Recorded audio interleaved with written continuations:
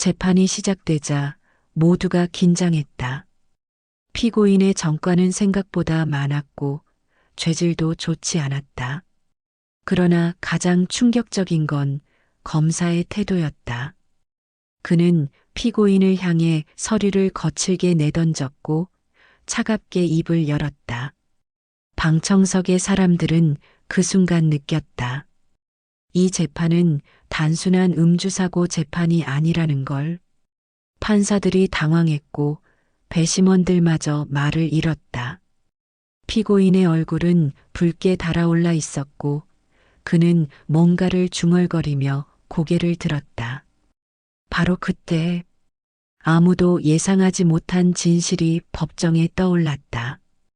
20년 전 실종된 한 소년. 그리고 그 아이가 지금 눈앞에 피고인을 법정에 세우고 있다는 사실. 이 이야기는 단순한 복수가 아니다. 누군가의 인생 전체가 법정 위에서 무너지고 뒤집힌 순간이었다. 차가운 법정, 검은 법복을 입은 남자의 눈빛이 섬뜩합니다. 도연은 피고인석에 앉은 남자를 응시하며 입을 열었죠. 하지만 도연의 입에서 나온 말은 아무도 예상치 못한 결정적 증언이었습니다. 누구도 알지 못했던 20해 전의 진실이 법정에 울려 퍼졌고 방청석의 사람들은 숨을 죽였어요. 2005년 봄 14살 소년 도연의 눈에는 어젯밤 일이 선명했습니다. 술에 취한 아버지 태식의 손이 어머니의 얼굴을 때릴 때마다 이불 속에서 떨었던 밤이었죠. 그날 아침 태식은 갑자기 도연에게 말했습니다. 바다에 가자고요. 평소와 다른 아버지의 제안에 도연은 의아했지만 거절할 수 없었습니다. 버스를 타고 도착한 목포의 시장은 사람들로 북적였어요. 태식은 도연의 손을 잡고 시장 골목을 헤집고 다녔습니다. 사람들 사이를 지나며 도연은 아버지의 손이 평소보다 따뜻하다고 느꼈어요. 하지만 그 따뜻함은 그리 오래가지 않았습니다. 시장 한복판, 태식이 도연에게 말했어요. 잠깐 여기 서 있으라고요. 도연은 서툴게 끄덕였고 태식은 담배를 사러 간다며 골목으로 사라졌습니다. 5분, 10분, 30분. 태식은 돌아오지 않았어요. 불안해진 도연은 태식을 찾아 이리저리 뛰어다녔지만 시장은 너무 넓었고 사람들은 너무 많았습니다. 저녁이 되자 배는 고파왔고 다리는 아팠지만 태식의 모습은 보이지 않았어요. 도연은 시장 구석에 웅크리고 앉아 눈물을 흘렸습니다. 그때 한 남자가 다가왔어요.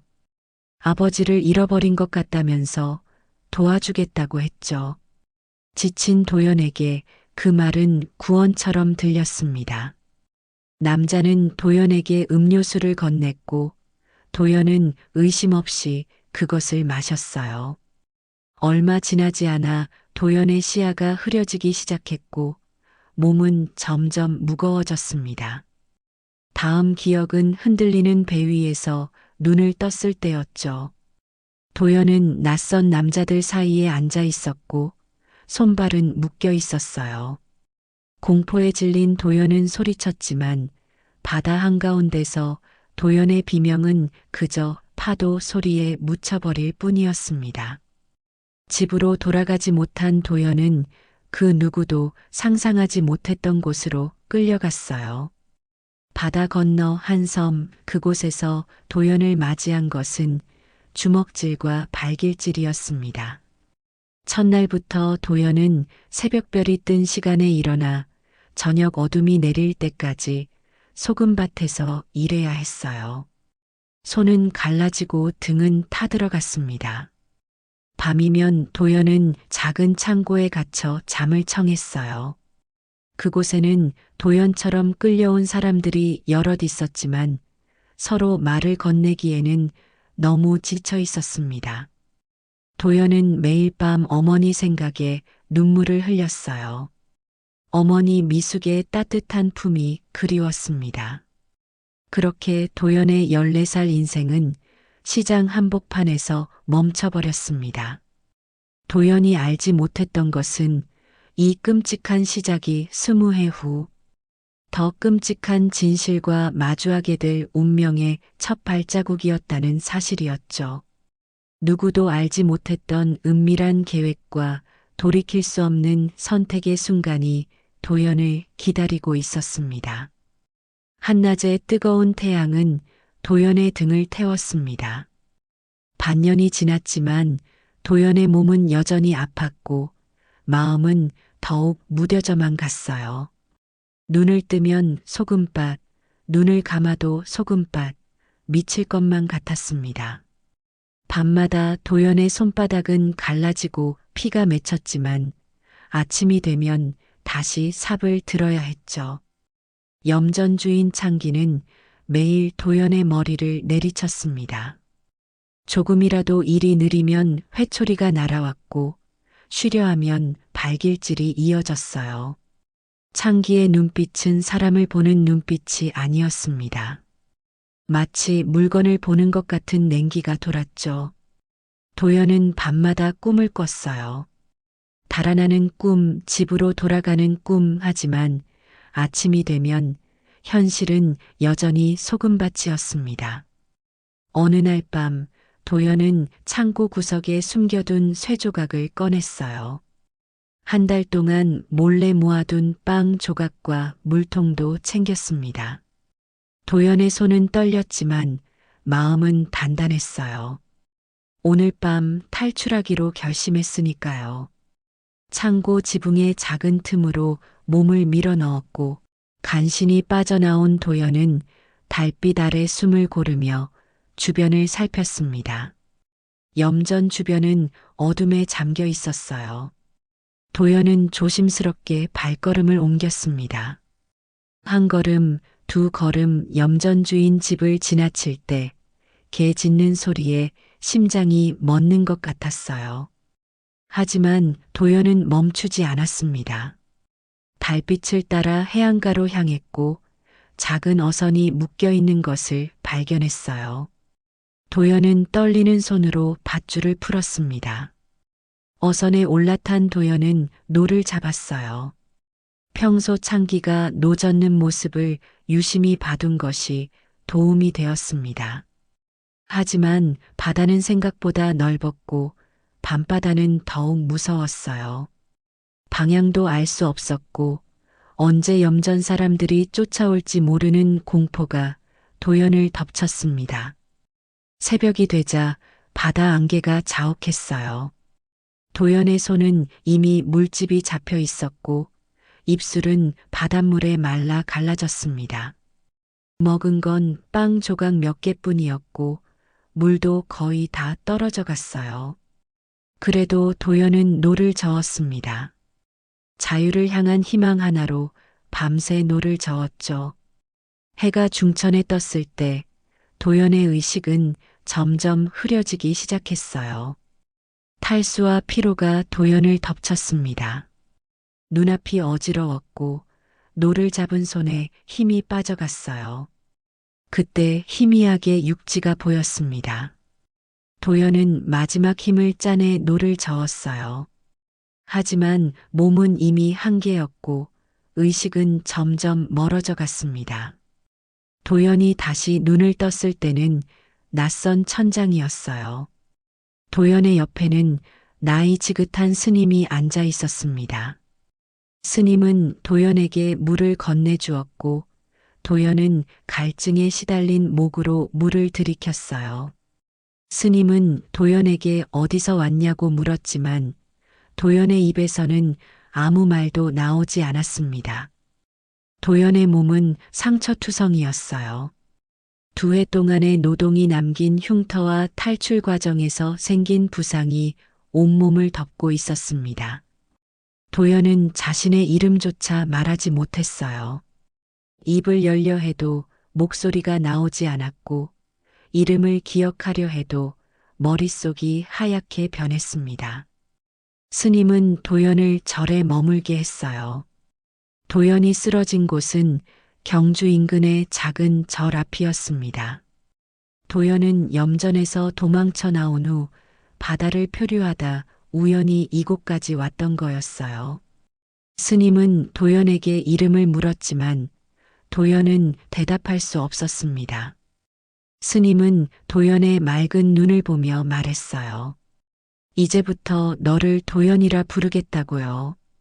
그렇게 도연은 새로운 이름을 얻었습니다. 절의 고요함은 도연의 상처 입은 영혼을 감쌌습니다. 스님은 매일 아침 도연에게 약을 지어 주었고 섬에서의 기억은 조금씩 흐려졌어요. 하지만 도연의 입에서는 여전히 말이 나오지 않았습니다. 실어증이라고 했죠. 정신적 충격으로 인한 말 못함이었어요. 도연은 종이와 펜으로 스님과 대화했습니다.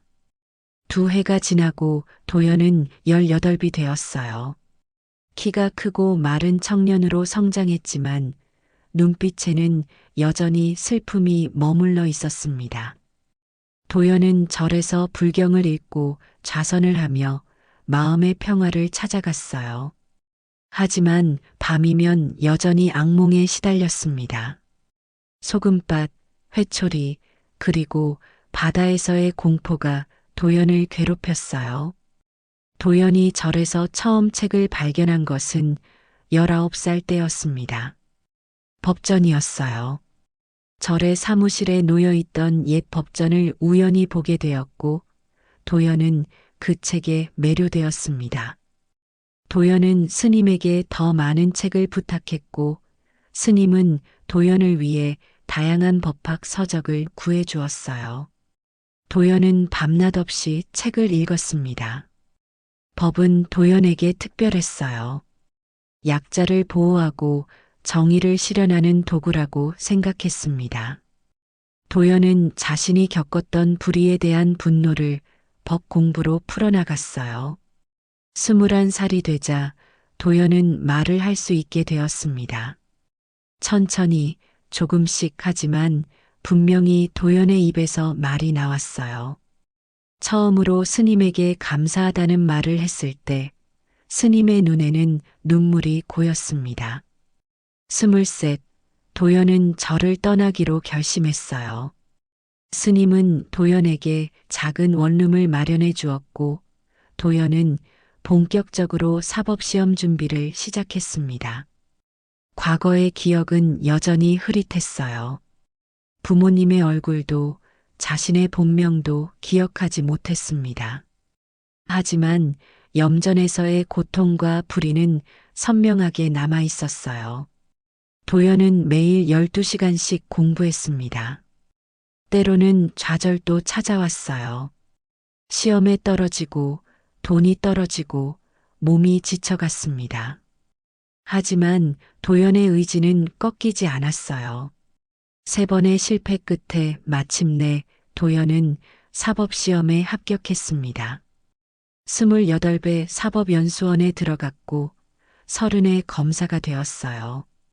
도연의 꿈이 현실이 된 순간이었습니다. 검사 도연은 약자를 위한 검사였습니다. 특히 인신매매와 노동착취 사건에 열정을 보였어요. 동료들은 도연이 왜 그런 사건에 집착하는지 이해하지 못했지만 도연에게는 확고한 목표가 있었습니다. 하루는 선임 검사가 도연에게 물었어요. 왜 검사가 되었냐고요? 도연은 잠시 침묵했다가 대답했습니다. 정의를 위해서라고요. 도연의 삶은 겉보기에는 성공한 삶이었어요. 사법연수원 수석 졸업, 서울중앙지검 발령, 그리고 높은 승소율까지. 하지만 도연의 마음 한구석에는 여전히 채워지지 않는 공허함이 있었습니다. 누군가를 그리워하는 마음 하지만 그 대상이 누구인지조차 알 수 없는 그리움이었어요. 그렇게 세월은 흘러 도연은 34이 되었습니다. 도연은 이제 지방의 한 지검에서 부장검사로 일하고 있었어요. 그리고 어느 날 도연의 책상 위에 한 사건 파일이 올라왔습니다. 음주운전으로 인한 중상의 사건이었어요. 피의자의 이름은 정태식, 나이 62. 도연은 그 이름을 보는 순간 이상한 감정이 밀려왔습니다. 낯설지만 어딘가 익숙한 이름이었어요. 사건 파일을 훑어보던 도연의 손이 떨렸습니다. 정태식이라는 이름은 분명 처음 듣는 이름이었는데 가슴 한구석이 무겁게 내려앉았어요. 파일에 따르면 정태식은 술에 취해 운전하다 횡단보도를 건너던 대학생을 쳤고 그 학생은 현재 중태였습니다. 더구나 정태식에게는 음주운전 전력이 2번이나 있었어요. 도연은 정태식의 신상 정보를 꼼꼼히 살폈습니다. 나이 62, 경북 경주 출신, 직업은 없음, 전과는 가정폭력과 음주운전. 가정폭력이라는 단어에 도연의 머릿속에 희미한 기억이 스쳐 지나갔어요. 누군가 맞는 소리, 울음소리, 그리고 겁에 질린 어린아이의 눈빛. 도연은 머리가 지끈거려 진통제를 삼켰습니다. 다음 날 도연은 정태식과의 대면 조사를 준비했어요. 조사실에 들어서는 순간 도연의 발걸음이 무거워졌습니다. 조사실 안에 앉아 있는 노인은 초라했어요. 머리는 반백이었고 얼굴은 깊은 주름으로 덮여 있었습니다. 술에 절어 있는 듯한 얼굴이었죠. 도연은 노인을 보는 순간 이상한 감정이 치밀어 올랐어요. 증오, 분노하지만 그 이유를 알 수 없었습니다. 조사는 시작되었습니다. 도연은 최대한 감정을 억누르며 정태식에게 사건 당시 상황을 물었어요. 정태식은 기억이 나지 않는다며 말을 흐렸습니다. 술에 취해 있었다는 것만 기억한다고 했죠. 도연의 눈에는 정태식의 부족한 반성이 고스란히 보였어요. 정태식의 눈빛, 말투, 모든 것이 도연의 마음 한구석을 자극했습니다. 조사가 끝나고 정태식이 나가려 할 때 갑자기 정태식이 도연을 돌아봤어요. 자네 이름이 뭐라고 했나 물었습니다. 도연은 냉정하게 대답했죠. 검사 윤도연입니다. 정태식은 잠시 도연의 얼굴을 바라보더니 고개를 저으며 나갔어요. 도연은 그 순간 강한 두통을 느꼈습니다. 마치 오래된 필름이 돌아가듯 희미한 장면들이 도연의 머릿속을 스쳐 지나갔어요. 그날 밤 도연은 악몽에 시달렸습니다. 꿈에서 도연은 어린 소년이었고 아버지로 보이는 남자가 어머니를 때리고 있었어요. 소년 도연은 무서워 이불 속에 숨어 있었습니다. 도연은 식은땀을 흘리며 잠에서 깼어요. 시계는 새벽 3시를 가리키고 있었습니다. 도연은 진통제를 삼키고 다시 잠을 청했지만 잠은 쉽게 오지 않았어요. 다음 날 도연은 정태식의 과거 기록을 더 자세히 살피기로 했습니다. 가정폭력 사건의 내용을 확인하던 중 도연은 충격적인 사실을 발견했어요. 2005년 정태식은 아내 윤미숙을 폭행한 혐의로 체포되었지만 아내가 처벌을 원하지 않아 풀려났다는 기록이었습니다. 그리고 그 해에 정태식의 아들이 실종되었다는 메모도 있었어요. 아들의 이름은 윤도연, 당시 나이 14살. 도연의 손이 떨렸습니다. 윤도연, 자신과 같은 이름이었어요. 도연은 급히 정태식의 주소를 확인했습니다. 경주시 외곽의 허름한 주택이었어요. 도연은 충동적으로 차를 몰았습니다. 평일 오후 도연은 정태식의 집 앞에 서 있었어요. 낡은 대문 앞에서 도연은 망설였습니다. 문을 두드리려는 순간 옆집 노인이 도연을 발견했어요. 노인은 도연에게 누굴 찾냐고 물었습니다. 도연이 정태식 씨 댁을 찾는다고 하자 노인은 태식이 집은 저기라며 가리켰어요. 그러면서 덧붙였습니다. 불쌍한 사람들이라고요. 아들을 잃고 아내는 20해 동안 시어머니 병수발하다 지쳐버렸다고 했죠. 도연은 더 물어보려 했지만 노인은 이미 자리를 떠났어요. 도연은 결국 대문을 두드리지 못했습니다. 대신 차에 돌아와 앉아 그 집을 바라봤어요. 해가 질 무렵 한 여인이 집으로 돌아오는 모습이 보였습니다. 지친 모습의 중년 여성이었어요. 도연은 차 안에서 그 여인을 바라봤습니다. 낯선 얼굴이었지만 도연의 가슴은 아프게 조여왔어요. 도연은 결국 차를 돌려 집으로 향했습니다. 그날 밤부터 도연의 꿈은 더욱 선명해졌습니다. 꿈에서 도연은 작은 방에 있었고 바깥에서는 남자와 여자가 싸우는 소리가 들렸어요. 남자의 목소리는 분명 정태식의 목소리였고 여자는 울고 있었습니다. 꿈은 계속 이어졌어요. 남자가 도연을 데리고 버스를 탔고 시장에 도착했습니다. 그리고 남자는 도연에게 말했어요. 잠깐 여기 있으라고요. 도연은 식은땀을 흘리며 잠에서 깼습니다. 머리가 지끈거렸어요. 이건 단순한 꿈이 아니었습니다. 도연의 기억이었어요. 도연은 침대에서 일어나 거실로 향했습니다. 벽에 붙어 있는 달력을 보며 날짜를 계산했어요. 2005년 봄 도연이 실종되었다면 지금 20해가 지난 셈이었습니다. 나이도 일치했어요. 도연은 주먹을 꽉 쥐었습니다. 내가 정태식의 잃어버린 아들일지도 모른다는 생각이 머릿속을 파고들었어요. 다음 날 도연은 정태식의 사건을 더 자세히 조사했습니다. 피해자는 대학생 김준호, 현재 중환자실에서 의식불명 상태였어요. 준호의 부모님은 정태식에 대한 강한 처벌을 원했습니다. 도연은 준호의 병실을 찾았어요. 병실 앞에 앉아 있는 준호의 어머니는 밤새 울었는지 눈이 부어 있었습니다. 도연은 준호의 어머니에게 위로의 말을 전했어요. 병원을 나오면서 도연은 결심했습니다.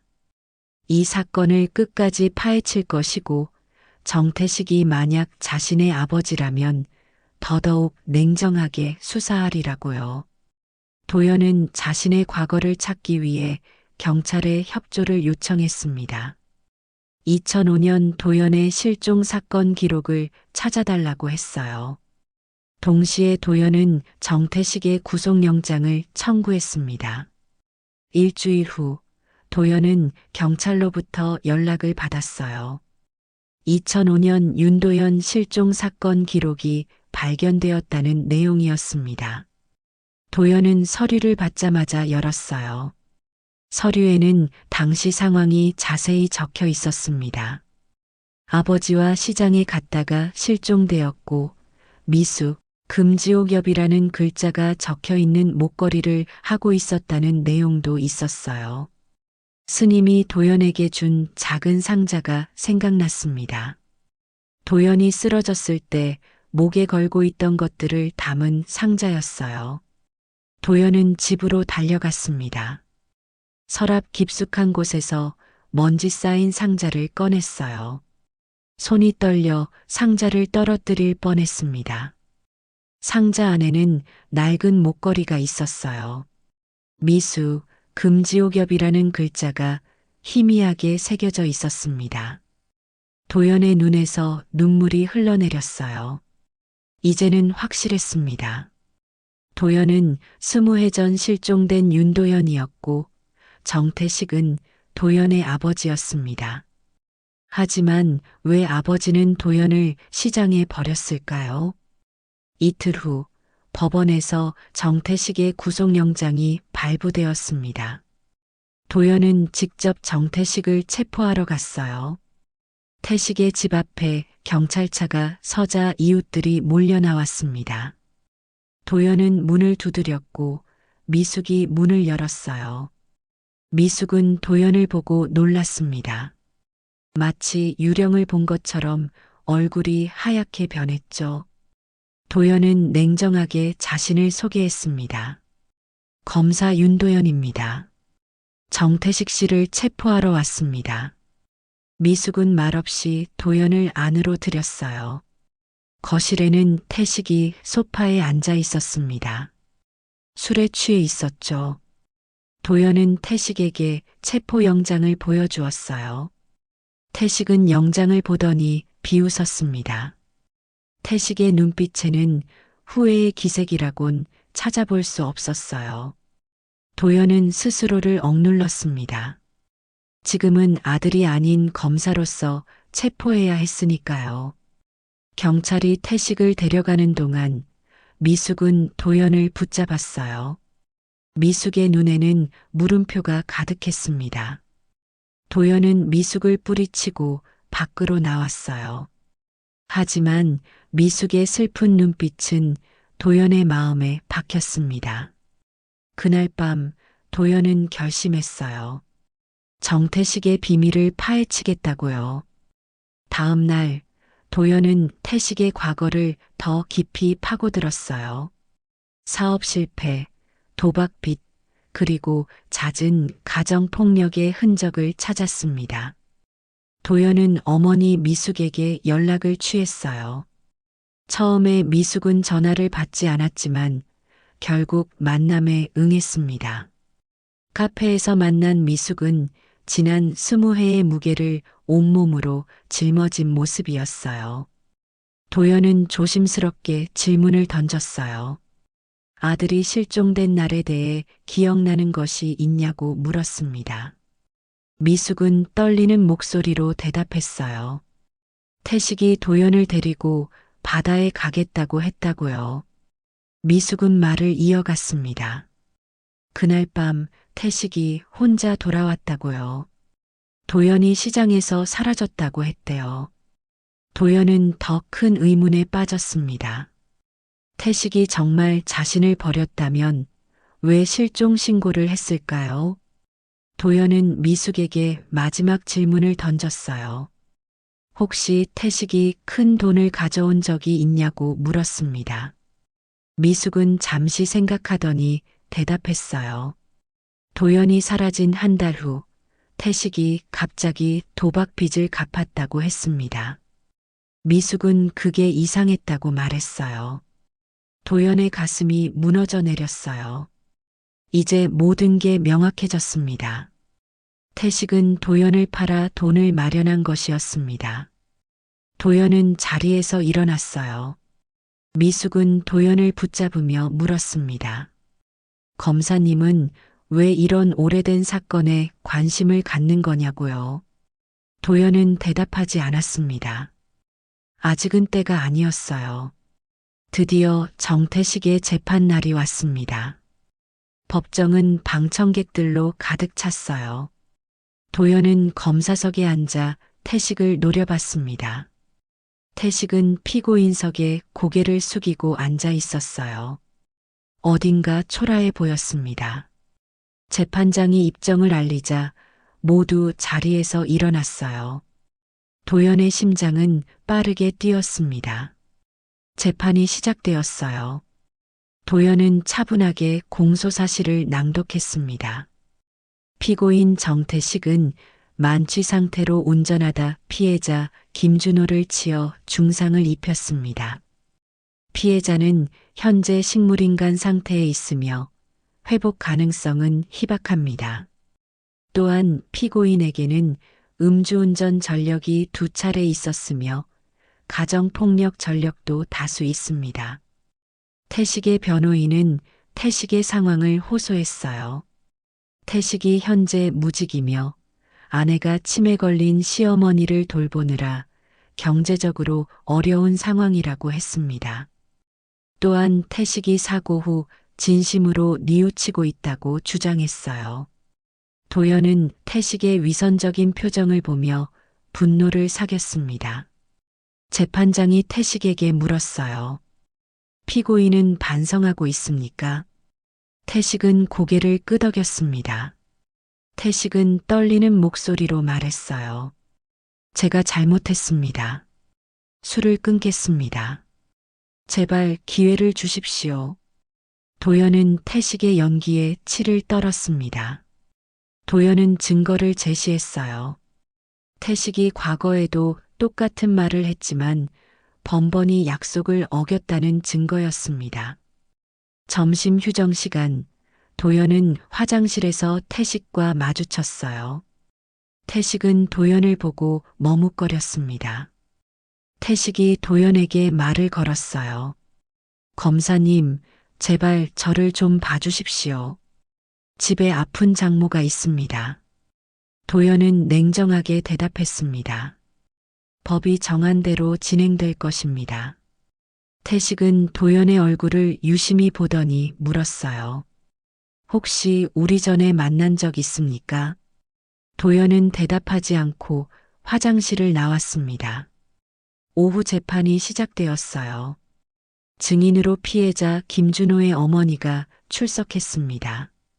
준호 어머니는 눈물을 흘리며 증언했어요. 아들이 대학교 1학년, 꿈 많던 20살이었다고요. 증언이 모두 끝나고 최종 변론이 시작되었습니다. 도연은 단상에 섰어요. 도연의 목소리는 법정에 울려 퍼졌습니다. 피고인 정태식은 음주운전으로 한 젊은이의 인생을 망쳤습니다. 그뿐만이 아닙니다. 피고인은 과거에도 수차례 가정폭력을 저질렀고 심지어 자신의 아들마저. 도연은 말을 멈췄어요. 법정이 조용해졌습니다. 도연은 깊게 숨을 들이마시고 계속했습니다. 피고인에게 징역 7년을 구형합니다. 태식은 도연을 바라봤어요. 태식의 눈에는 의문이 가득했습니다. 태식은 뭔가 기억해내려는 듯 도연을 뚫어져라 쳐다봤어요. 재판장은 일주일 후 선고 공판을 열겠다고 말했습니다. 도연은 서류를 정리하며 태식을 흘깃봤어요. 태식은 여전히 도연을 보고 있었습니다. 그 순간 태식의 눈이 커졌어요. 마치 유령을 본 것처럼 태식의 얼굴이 하얗게 변했습니다. 법정을 나서는 도연의 등 뒤로 태식의 목소리가 들렸어요. 도연아, 너냐? 윤도연이지. 도연의 발걸음이 멈췄습니다. 법정은 순식간에 술렁였어요. 도연은 천천히 돌아서서 태식을 바라봤습니다. 태식의 얼굴에는 충격과 놀라움이 가득했어요. 도연은 차갑게 대답했습니다. 저는 검사 윤도연입니다. 다른 질문 있으십니까? 태식은 무릎을 꿇었어요. 눈물을 흘리며 외쳤습니다. 도연아, 아들아, 널 찾았구나. 미안하다, 정말 미안하다. 도연의 눈에서도 눈물이 흘러내렸습니다. 하지만 그것은 슬픔의 눈물이 아니었어요. 분노와 증오가 뒤섞인 눈물이었습니다. 도연은 천천히 태식에게 다가갔어요. 모든 방청객들이 숨을 죽인 채 지켜보고 있었습니다. 도연은 태식 앞에 서서 내려다봤어요. 그리고 차갑게 말했습니다. 당신이 버린 아들이 검사가 되어 돌아왔습니다. 이제 법의 심판을 받을 차례입니다. 법정은 순식간에 혼란에 빠졌습니다. 방청객들은 놀라움에 서로 수군거렸고 재판장은 법정 질서를 요구했어요. 하지만 도연의 귀에는 아무 소리도 들리지 않았습니다. 오직 태식의 흐느끼는 소리만 들렸어요. 도연은 법정을 빠져나왔습니다. 복도에서 도연은 벽에 기대어 서서 깊게 숨을 내쉬었어요. 미숙이 법정 밖에서 도연을 기다리고 있었어요. 미숙의 얼굴은 창백했습니다. 미숙은 도연에게 다가와 물었어요. 정말 우리 도연이니? 도연은 말없이 고개를 끄덕였습니다. 미숙은 도연을 끌어안았어요. 미숙의 몸은 떨리고 있었습니다. 도연은 미숙을 아는 채 어떤 감정도 느끼지 못했어요. 도연은 미숙을 데리고 카페로 갔어요. 미숙은 눈물을 멈추지 못했습니다. 미숙은 도연에게 물었어요. 어디서 어떻게 살았니? 왜 연락하지 않았니? 도연은 천천히 자신의 이야기를 들려주었습니다. 염전에 팔려가 노예로 일했던 나날들, 탈출에 절에 의지했던 시간들, 그리고 검사가 되기까지의 여정을 말했어요. 도연은 마지막으로 물었어요. 어머니, 아버지가 저를 판 게 맞습니까? 미숙은 고개를 저었습니다. 미숙은 떨리는 목소리로 말했어요. 태식이 너를 시장에 두고 왔다고 했다. 그날 밤 태식은 술에 취해 있었고 너를 잃어버렸다며 울었어. 도연은 혼란스러웠습니다. 만약 태식이 자신을 팔지 않았다면 어떻게 자신이 염전으로 팔려갔을까요? 도연은 다시 물었어요. 그럼 아버지가 갑자기 돈을 가져온 건 어떻게 설명하시겠습니까? 미숙은 잠시 생각하더니 대답했습니다. 태식은 너를 찾느라 미친 듯이 돌아다녔어. 한 달이 지나도 너를 찾지 못하자 태식은 완전히 무너졌지. 도연은 혼란스러움을 감출 수 없었습니다. 진실은 무엇일까요? 태식이 정말 도연을 팔았을까요? 아니면 정말 잃어버린 것일까요? 도연은 확신할 수 없었어요. 하지만 한 가지는 분명했습니다. 태식은 가정폭력을 일삼았고 음주운전으로 한 청년의 인생을 망쳤습니다. 다음 날 도연은 경찰서를 찾았습니다. 도연은 2005년 인신매매 사건 기록을 찾아달라고 요청했어요. 경찰은 며칠 후 도연에게 자료를 보내주었습니다. 자료에 따르면 당시 목포 지역에서 인신매매 조직이 활동했다고 했어요. 주로 길거리에서 혼자 있는 아이들을 노렸다고 했습니다. 도연은 태식을 다시 만나기로 결심했어요. 구치소를 찾은 도연은 면회실에서 태식을 기다렸습니다. 태식이 들어왔을 때 도연은 태식의 초라한 모습에 순간 마음이 흔들렸어요. 태식은 도연을 보자 눈물을 흘렸습니다. 태식은 떨리는 목소리로 말했어요. 도연아, 정말 너였구나. 도연은 냉정함을 유지하며 물었습니다. 저를 어떻게 잃어버렸습니까? 태식은 고개를 숙였어요. 태식은 술에 취해 있었다고 했습니다. 도연에게 담배를 사러 간다고 했지만 술집에 들렀다가 시간이 지나버렸다고요. 돌아왔을 때 도연이 없었다고 했습니다. 도연은 믿기지 않았어요. 담배를 사러 가서 술집에 들어갔다니 말도 안 되는 변명이었습니다. 도연은 다시 물었어요. 한 달 후에 갑자기 돈이 생긴 건 어떻게 설명하시겠습니까? 태식의 눈빛이 흔들렸습니다. 태식은 잠시 침묵하다가 말했어요. 너를 찾으려고 사람들에게 돈을 빌렸어. 도연은 태식의 말이 거짓이라고 확신했습니다. 도연은 자리에서 일어났어요. 도연은 태식에게 말했습니다. 선고 공판에서 다시 만납시다. 태식은 도연을 붙잡으려 했지만 도연은 이미 면회실을 나서고 있었어요. 선고 공판 전날 밤 도연은 다시 한번 염전 노예 사건 자료를 검토했습니다. 그리고 도연은 충격적인 사실을 발견했어요. 당시 인신매매 조직의 두목은 박창기라는 인물이었습니다. 그리고 박창기는 태식의 친구였어요. 도연의 가슴이 무너져 내렸습니다. 이제 모든 것이 명확해졌어요. 태식은 도연을 창기에게 팔았고 그 대가로 돈을 받았습니다. 선고 공판 날이 밝았습니다. 법정은 이례적으로 많은 방청객으로 가득 찼어요. 도연의 정체가 알려지면서 언론에서도 큰 관심을 보였습니다. 염전 노예였던 소년이 검사가 되어 자신을 판 아버지를 기소했다는 이야기는 많은 이들의 가슴을 울렸어요. 재판장이 입정했고 선고가 시작되었어요. 재판장은 정태식의 죄를 낭독했습니다. 음주운전 치상죄, 가중처벌 대상으로 징역 6년을 선고합니다. 법정이 술렁였어요. 태식은 고개를 떨구었습니다. 도연은 감정 없는 얼굴로 태식을 바라봤어요. 공판이 끝나고 태식은 구치소로 돌아갔습니다. 도연은 법원 계단을 내려가는데 뒤에서 미숙의 목소리가 들렸어요. 도연아, 미숙이 도연을 불렀습니다. 도연은 돌아서서 미숙을 바라봤어요. 미숙의 얼굴은 지쳐 보였습니다. 미숙은 도연에게 다가와 말했어요.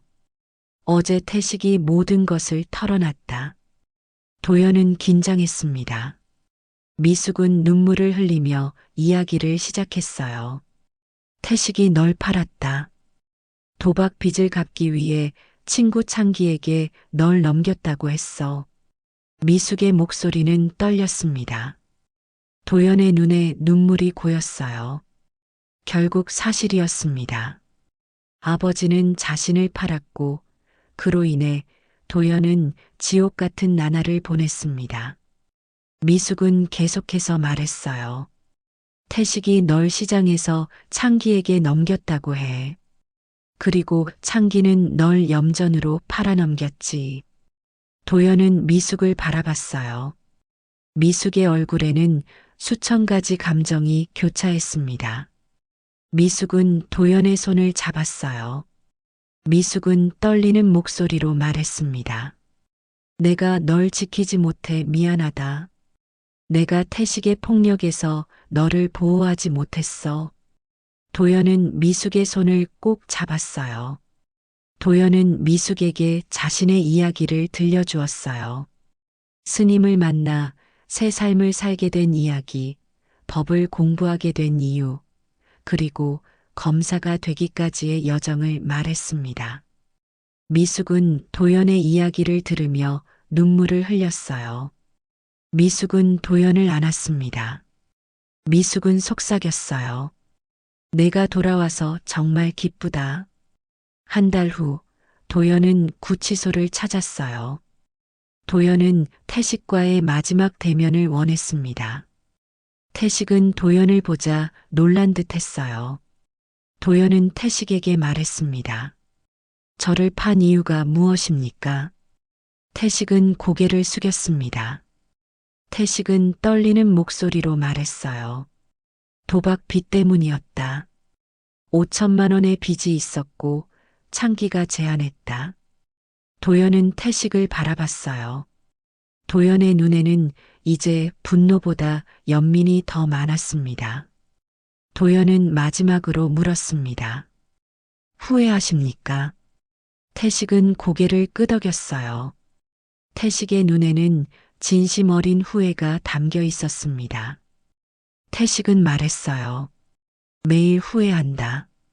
널 팔았던 그날을 후회하고 내 어머니를 때렸던 모든 날을 후회한다. 태식이 출소하는 날이 왔습니다. 도연은 교도소 앞에서 기다렸어요. 태식이 교도소 문을 나섰을 때 도연은 잠시 망설였어요. 태식은 머리가 하얗게 센 노인이 되어 있었습니다. 도연은 태식에게 다가갔어요. 태식은 도연을 보고 놀랐습니다. 도연은 태식에게 말했어요. 아버지, 함께 가실 곳이 있습니다. 태식은 말없이 도연을 따라갔습니다. 도연은 태식을 데리고 한 건물 앞에 섰어요. 도연은 태식에게 말했습니다. 이곳은 중독재활센터입니다. 제가 아버지를 위해 예약해 두었어요. 태식의 눈에 눈물이 고였습니다. 태식은 떨리는 목소리로 물었어요. 왜 날 돕지? 난 내게 용서받을 자격이 없어. 도연은 태식을 바라봤어요. 도연의 눈에도 눈물이 맺혔습니다. 도연은 천천히 대답했어요. 저는 아버지를 용서하지 않았습니다. 하지만 어머니를 위해 아버지가 변화하길 바랍니다. 도연은 이제 염전 노예 피해자들을 위한 재단을 설립했습니다. 도연의 이야기는 많은 피해자들에게 희망을 주었어요. 그리고 도연의 가족은 천천히 하지만 확실하게 치유되어 가고 있었습니다. 도연은 이제 알았습니다. 진정한 정의는 단순히 벌을 주는 것이 아니라 깨진 것들을 다시 온전하게 만드는 것이므려. 여러분은 이 상황에서 어떻게 하실 건가요? 생각을 댓글로 자유롭게 남겨주세요.